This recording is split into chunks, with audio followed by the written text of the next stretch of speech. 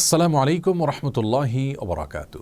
আলহামদুলিল্লাহ ওসসালাতু ওয়াসসালামু আলা রাসূলিল্লাহ ওয়া আলা আলিহি ওয়া আসহাবিহি ওয়া মান ওয়ালা আম্মা বাদ। সুপ্রিয় দর্শক শ্রোতা ভাই বোন, সলাতরত অবস্থায় আমাদের চোখ খোলা রাখা উচিত নাকি চোখ বন্ধ করেও নামাজ আদায় করা যাবে? অনেকে চোখ বন্ধ করে নামাজ আদায় করলে তার মনোযোগ বেশি থাকে, এক্ষেত্রে তার করণীয় কী হবে? এ বিষয়ে প্রিয় নবী সাল্লাল্লাহু আলাইহি সাল্লামের সুন্নাহ তথা আদর্শ হলো সাধারণ অবস্থায় তিনি সালাত আদায় করার সময় চোখ খোলা রাখতেন। তিনি যখন সালাত আদায় করতেন তার দৃষ্টির সীমানা তথা সিজদার মধ্যবর্তী জায়গা তিনি দেখতে পেতেন। এ বিষয়টি বিভিন্ন হাদিস থেকে অত্যন্ত পরিষ্কারভাবে আমরা জানতে পারি। তাছাড়া একজন মুসল্লি সালাতরত অবস্থায় সিজদার জায়গার দিকে তাকাবেন, সে বিষয়ে নির্দেশনা রাসূল আকরাম সাল্লাল্লাহু আলাইহি ওয়াসাল্লামের হাদিসে রয়েছে। সুতরাং সাধারণ এবং স্বাভাবিক অবস্থায় একজন মানুষ চোখ খোলা রেখে সালাত আদায় করবেন, সে বিষয়টি তার জন্য উচিত এবং উত্তম এবং সুন্নাহসম্মত।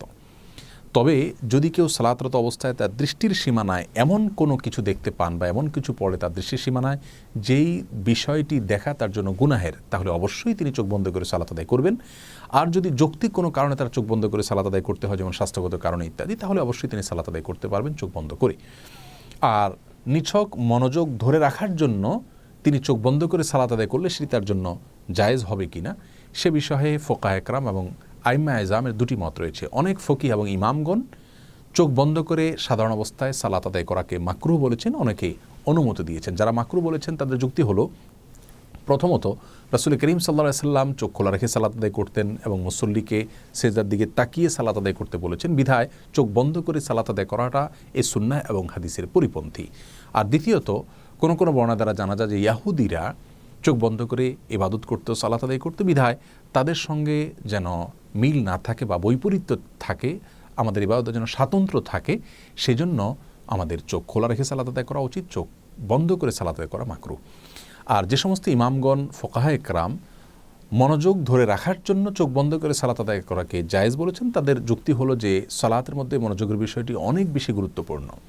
অনেক সময় মনোযোগ না থাকার কারণে সালাত অনেকটাই অর্থহীন হয়ে যায়, যার কারণে এই গুরুত্বপূর্ণ বিষয়টির খাতিরে যদি কারোর চোখ বন্ধ করতে হয় তাহলে সেটা একটা ওজর বলা যেতে পারে। এরকম ওজরের ভিত্তিতে তিনি অবশ্যই চোখ বন্ধ করে সালাত আদায় করতে পারেন।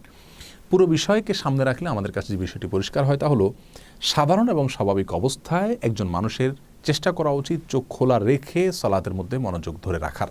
অন্যদিকে চলে গেলেও মনোযোগকে আবার ফিরে আনার চেষ্টা করতে হবে। এই কসরত তিনি করতে থাকবেন সালাতের মধ্যে, এবং এটাই হলো সালাতের সঠিক এবং বেসিক পদ্ধতি। আর যদি তার দৃষ্টি সীমানার মধ্যে এমন কিছু পড়ে যে বিষয়টি তার মনোযোগে ব্যাঘাত সৃষ্টি করে, তাহলে অবশ্যই তিনি চোখ বন্ধ করে সালাত আদায় করতে পারবেন। আর মাঝে মধ্যে অত্যধিক মনোযোগ সৃষ্টির জন্য চোখ বন্ধ করতে পারেন, সেক্ষেত্রে কোনো সমস্যা নেই। দোয়ার সময়, দুরুদের সময়, জিকির আজকারের সময়, কোরআন তেলাওয়াতের সময় যদি সম্পূর্ণরূপে তিনি চোখ বন্ধ করে রাখেন এবং তাতে যদি তার মনোযোগ বেশি থাকে, সেটা অবশ্যই জায়েজ রয়েছে, সেক্ষেত্রে কোনো প্রকার বিধিনিষেধ কেউই আরোপ করেননি। আল্লাহ রাব্বুল আলামিন আমাদের সকলকে সর্বাবস্থা রাসূল আকরাম সাল্লাল্লাহু আলাইহি ওয়াসাল্লামের সুন্নাহসম্মত উপায়ে প্রত্যেকটি ইবাদত সম্পাদন করার তৌফিক দান করুন। আসসালামু আলাইকুম ওয়া রাহমাতুল্লাহি ওয়া বারাকাতুহু।